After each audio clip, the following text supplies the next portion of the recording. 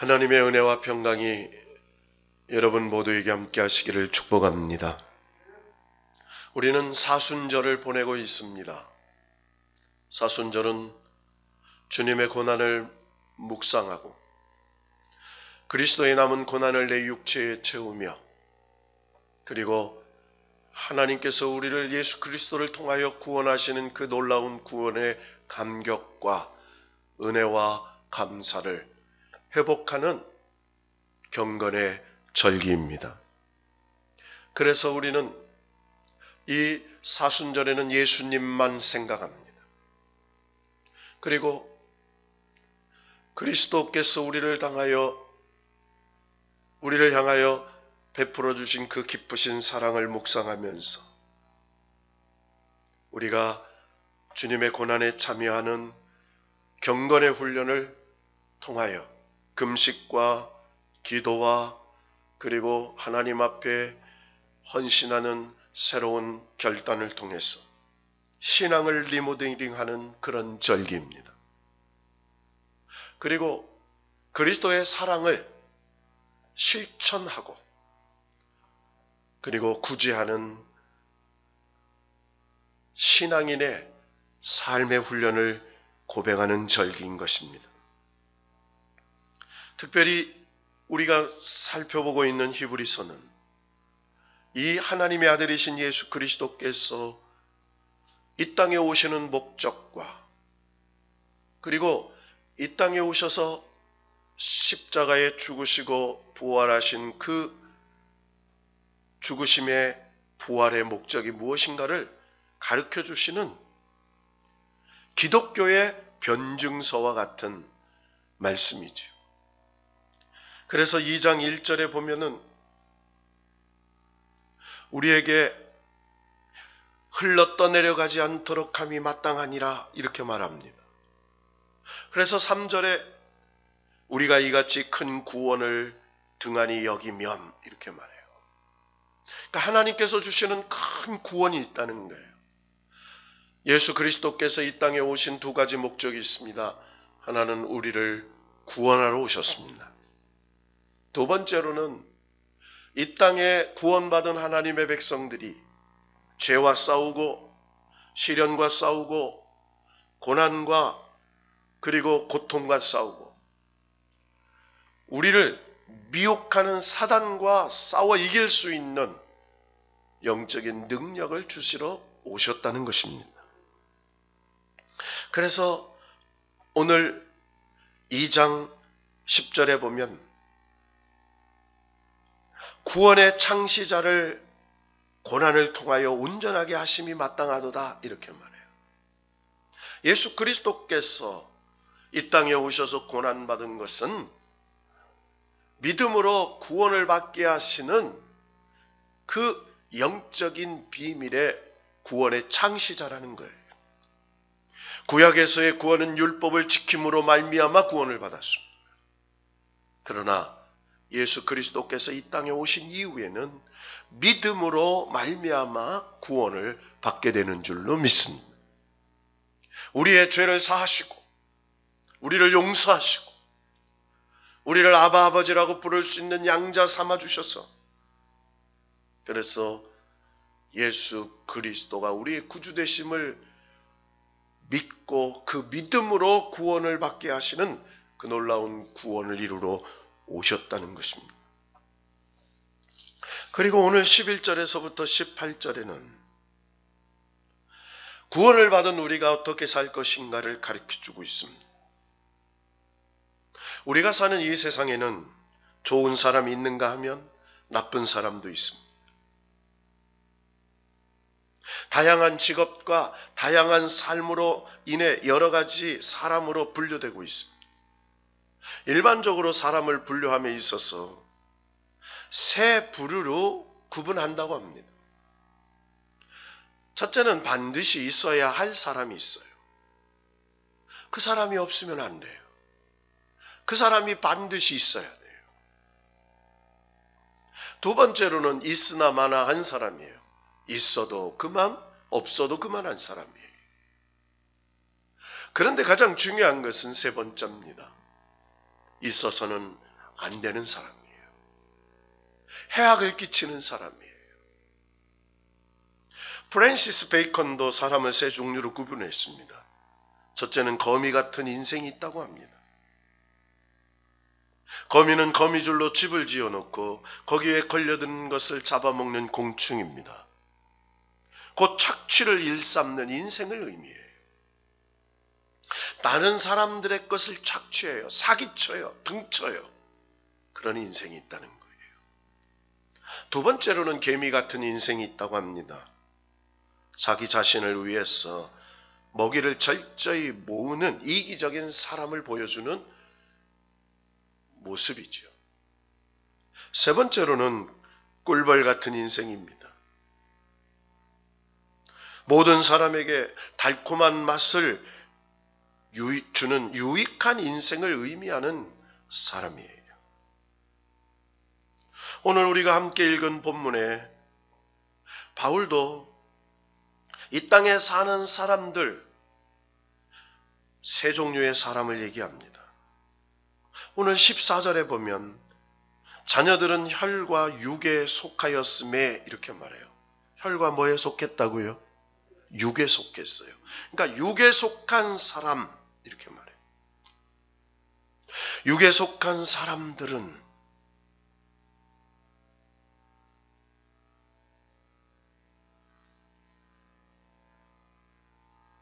즉 그들은 자연인을 말해요. 하나님을 알지 못합니다. 인간의 본능으로 살아요. 하고 싶은 대로 합니다. 먹고 싶은 대로 먹습니다. 그리고 자기 감정대로 합니다. 이게 육에 속한 사람들이에요.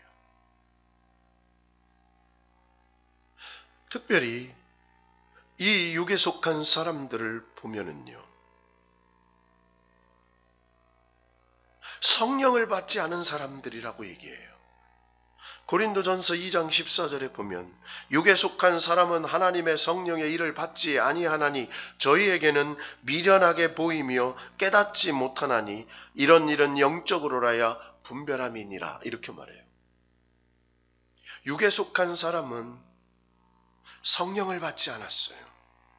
깨닫지도 못해요. 영적인 세계를 이해하지 못해요. 그저 늘 보는 것, 만져지는 것, 그런 것으로 살아요.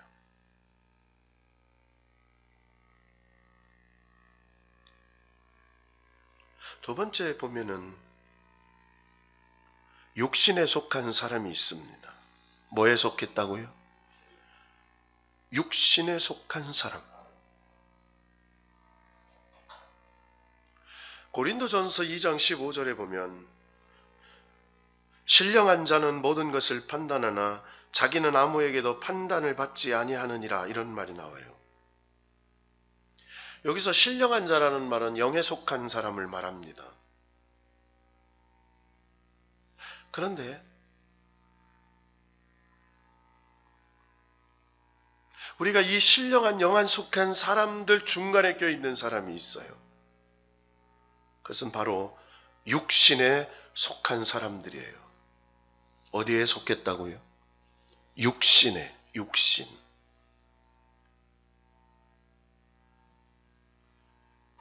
고린도전서 3장 1절에 보면 육신에 속한 사람 이렇게 말해요. 이 육신에 속한 사람은요, 구원은 받았는데 타락한 본성의 영향력 아래에 있어요. 영적으로 충분한 이해력과 분별력이 없는 자예요. 구원은 받았는데 어린아이와 같은 자예요. 영의 인도를 받지 않아요. 아직도 감정에 자기의 어떤 생각대로 자기 판단대로 사는 사람을 말해요. 하나님을 압니다. 하나님을 믿는다고 합니다. 그러나 삶은 반대로 살아요. 영적 미성숙한 사람이에요. 세 번째로는 좀 전에 말했던 영적인 사람이죠. 성령의 인도하심을 받아요. 하나님이 기뻐하시는 일을 해요. 하나님이 명령하신 일을 감사함으로 사명으로 알고 살아요. 여러분, 우리는 이 예배를, 세상 사람들은요, 이 예배를 뭐라고 하는 줄 아십니까? 예수 믿는다고 밥 먹여주냐 이렇게 말해요. 여러분, 예수 믿으면 하나님이 밥을 먹여주시는 줄로 믿습니다. 예수 그리스도에게 최고의 헌신이 예배지요. 우리의 삶의 중심에 예배가 있어요. 우리의 삶의 중심에 말씀이 있어요. 우리의 삶의 중심에 하나님의 역사하심이 있어요. 이 영적인 사람이에요. 모든 게 하나님 중심으로 살아요. 하나님 중심으로 말해요. 하나님 중심으로 행동해요. 성령의 인도하신 대로, 성령의 감동하신 대로, 성령의 명령하신 대로 살아요. 자, 그런데 오늘 말씀해 보면은요, 예수 그리스도께서 이 땅에 오셨어요. 육에 속한 우리를 구원해 주셨어요. 그래서 우리를 중생하게 하셔서 이제는 영과 육이 함께 공존하는, 그래서 사도 바울이 내 안에는 두 자아가 있다고 말해요. 그래서 날마다 이 두 자아가 싸운다고 말합니다. 여러분, 날마다 영적인 하나님의 성령의 능력이 육신의 자아를 이길 수 있기를 축원합니다. 바울도 그렇게, 하나님의 사도인 바울도요, 내 안에 늘 육신의 자아와 영적인 자아가 싸운다고 말을 했어요.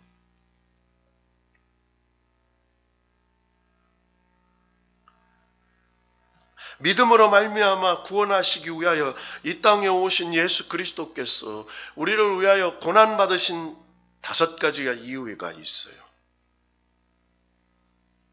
오늘 14절 말씀을 다시 한번 읽어보십시다. 시작. 자녀들은 혈과 육에 속하였으며 그도 또한 같은 모양으로 혈과 육을 함께 지니심은 죽음을 통하여 죽음의 세력을 잡은 자 곧 마귀를 멸하시며. 여러분, 마귀는요, 죽음의 세력을 가진 자예요. 그러니까 죽음을 통해서 우리를 위협해요. 여러분, 성령의 영은 죽음의 그 두려움에서 우리를 해방시키는 영인 줄로 믿습니다. 성령은 우리에게 죽음의 공포에서 해방시켰어. 영원한 하나님의 생명으로 살게 하시는 자유의 영이라는 거예요. 그래서 오늘 마귀는요, 죽음을 통하여 죽음의 세력을 잡은 자 곧 마귀를 멸하심이라. 그러니까 사망으로 사망의 세력을 잡은 자, 마귀를 물리치시기 위하여 이 땅에 오신 거예요. 여러분, 세상 살기가 왜 이렇게 어려울까요? 마귀가 활동하는 세계이기 때문에 그래요. 마귀는요, 우리를 겹길로 가게 해요. 여러분, 죄라는 단어가요, 하마르티아라는 단어입니다. 이 하마르티아라는 단어는요, 말씀의 관역을 벗어나게 하는 게 죄라는 거예요. 그러니까 말씀의 관역, 말씀대로 살지 않는 게 다 뭐다? 죄예요. 그러니까 우리는요, 세상 사람들이 생각하는 그런 죄의 의식과는 달라요. 도덕적인, 윤리적인 그런 죄를 말하는 게 아니에요. 하나님 뜻대로 살지 않는 것이 죄예요. 정확하게 말하면요.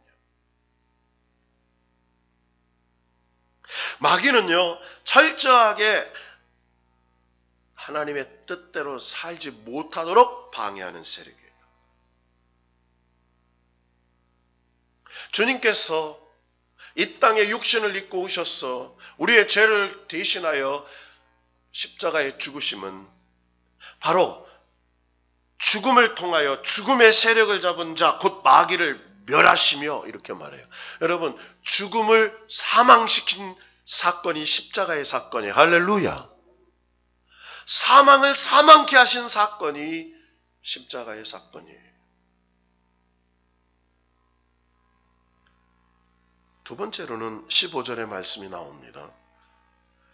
이 땅에 사망의 세력을 잡은 마귀를 물리치기 위해서 오셨다면, 두 번째로는 죽기를 무서워하여 일생 종노릇하는 자를 놓아주기 위해서예요. 그러니까 마귀의 종노릇에서 우리를 해방시키기 위해 오셨어요. 15절을 읽어봅시다. 시작. 또 죽기를 무서함으로 한평생 매여 종노릇하는 모든 자들을 놓아주려 하심이니. 할렐루야. 왜 사람들이 사단의 노예가 될까요? 죽기를 무서워하기 때문에 사단의 종노릇하게 돼요. 여러분 예수 안 믿으면요, 사람들이요 다 매여 살아요. 이사 가려면요 길이를 택해야 되고요, 이사 가서 아무 데나 못 박지요. 그리고 뭐 하려면은 다 점 봐야 돼요. 사주 보고요, 뭐 하고요, 뭐 서로 결혼시킬 사람들 일시를 따져서 뭐가 맞느니 안 맞느니 궁합 본다고 그러죠. 뭐 별 얘기를 다 해요. 이게 다 뭡니까? 사단에 매여 있는 거예요.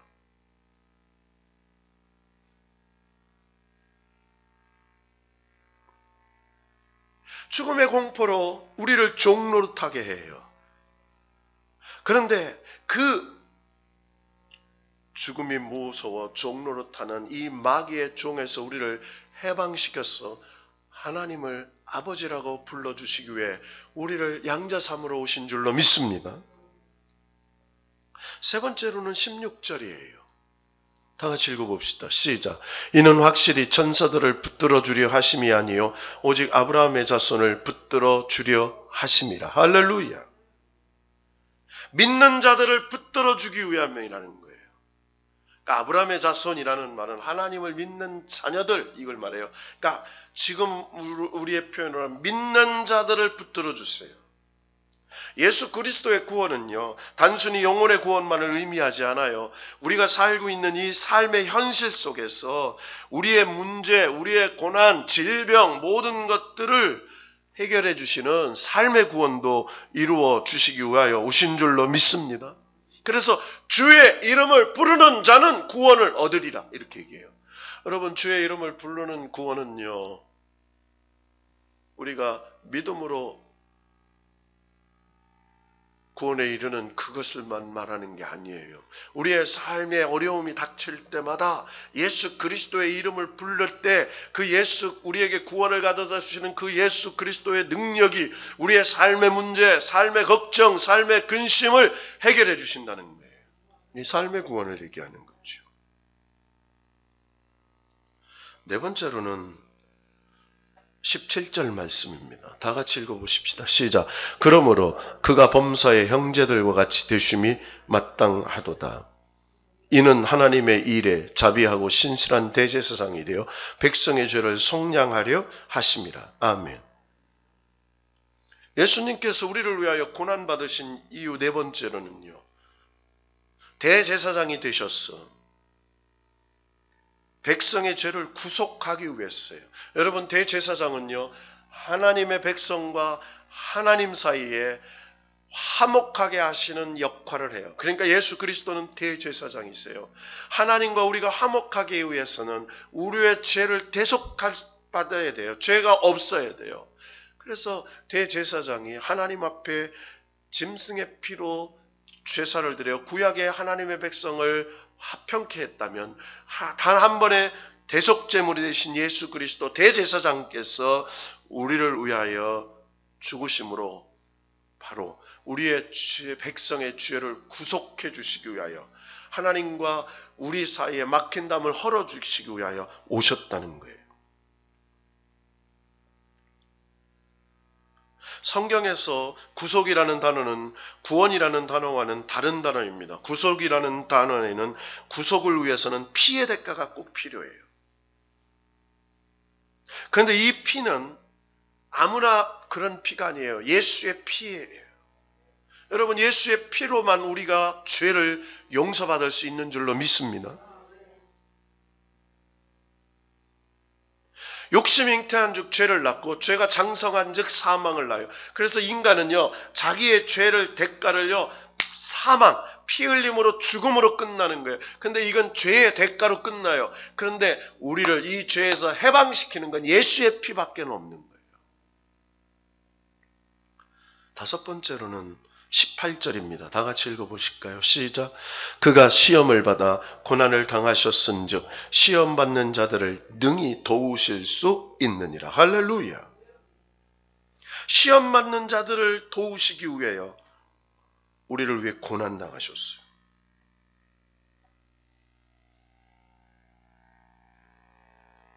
여러분, 예수 그리스도께서 육신의 몸을 입고 이 땅에 오신 것은 인간의 연약한 죄로 말미암아 시간과 공간의 지배를 받고 있는 인간의 연약한 깨어지기 쉬운 질그릇 같은 우리들이 이 땅에 시험당하고 고난당하고 어려움당한 것을 아시고 그 어려움과 시험과 고난을 이기게 하실 수 있기 위하여 오셨다는 거예요. 우리를 도우러 오셨어요. 따라합시다. 도우러 오셨다. 여러분, 그래서요, 우리는 어려운 일을 당할 때마다, 힘든 일을 당할 때마다, 낙심된 일들을 당할 때마다 우리는 주의 이름을 불러야 돼요. 주님, 나를 도와주셨어. 따라합시다. 주님, 나를 도와주셨어. 주님, 나를 도와주셔서. 그런데 우리는요, 진짜 신앙생활 하면서 주님, 나를 도와달라고를 잘 안 해요. 여러분 삶 속에서도요. 여러분 어떤 큰 물질적인 문제나 어떤 큰 문제만 얘기하지 않아요. 여러분 사소한 일이라도 내 한계를 인정하고 하나님 앞에 도움을 요청할 수 있기를 바랍니다. 그때 하나님이 그래서 내 입을 크게 열라라고 얘기하잖아요. 여러분 이것은요 큰 의미도 있지만 날마다 주의 이름을 부르는 그걸 말하는 거예요.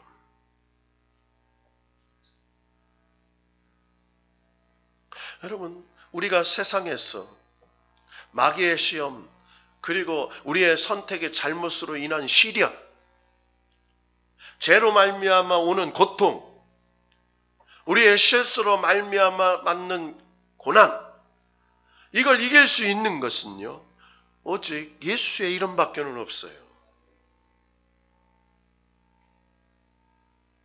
그래서 거룩하시게 하시는 이와 거룩하게 함을 입은 자들을 다 한 군원에서 난지라 그러므로 형제라 부르시고 부끄러워하지 아니하시고 내가 주의 이름을 내 형제들에게 선포하고 내가 주의 교회 중에 찬송하리다. 그러니까 주의 이름을 내 형제들에게. 그래서 우리를요 주님은 형제라고 불러주세요.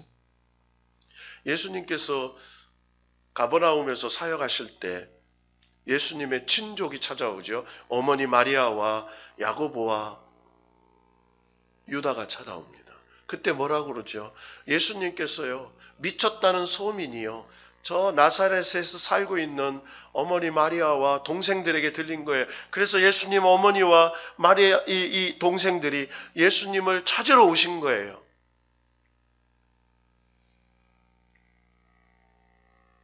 그런데 그 말씀에 보면요. 마가복음 3장 20절 30절 지난 주일 오후의 말씀이죠. 또 예루살렘에서 누가 내려와요? 바리새인과 서기관들이 내려와요.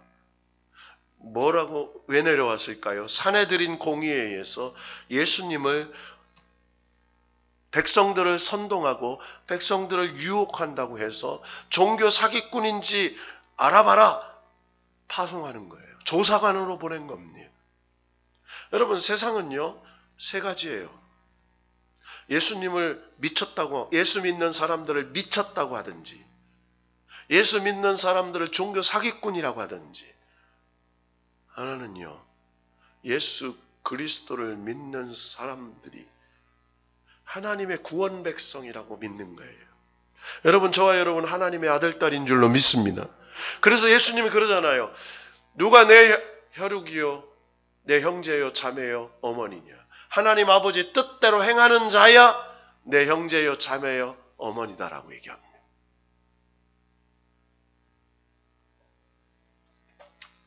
오늘 예수님께서 우리에게 말씀합니다.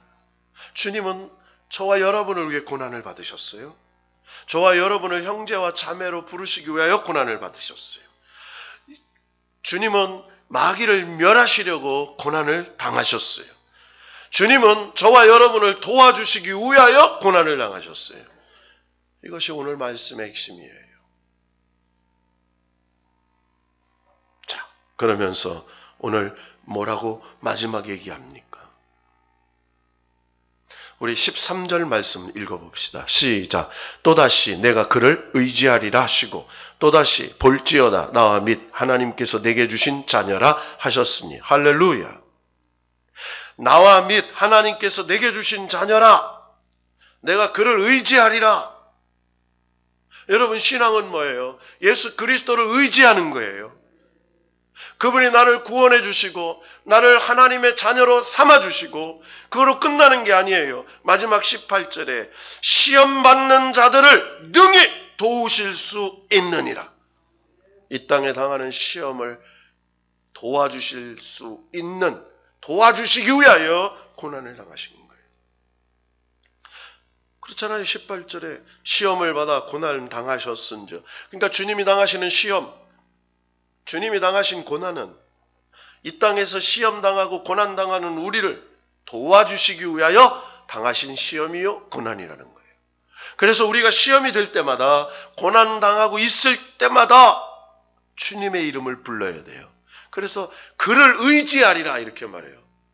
여러분, 우리가 세상에 여러 가지 힘이 있어요. 돈의 힘을 물력이라고 말합니다. 물력. 세상의 권세의 힘을 권력이라고 말해요. 여러분, 지식의 힘을, 아는 것이 힘이다. 이게 지력이라고 말해요. 우리가 운동을 많이 하면 체력은 국력이다 그래요. 체력이 있어요. 그런데 가장 중요한 건 뭔지 아세요? 우리에게 가장 중요한 건 영역이 있어야 돼요. 영역. 따라합시다. 우리 축복합시다. 영역이 있기를 바랍니다.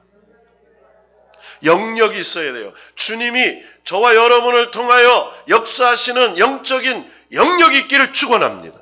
그런데 누구에게 역사하느냐? 주의 이름을 부르는 자에게 역사해요. 주님을 의지하는 자에게 역사해요. 주님이 능히 도와주실 줄로 믿는 자에게 역사해요. 따라합시다. 주님, 시험과 고난을 이기게 하옵소서. 주님, 도와주옵소서. 여러분, 신앙은요, 주님께 도움을 청하는 거예요. 다른 게 아니에요.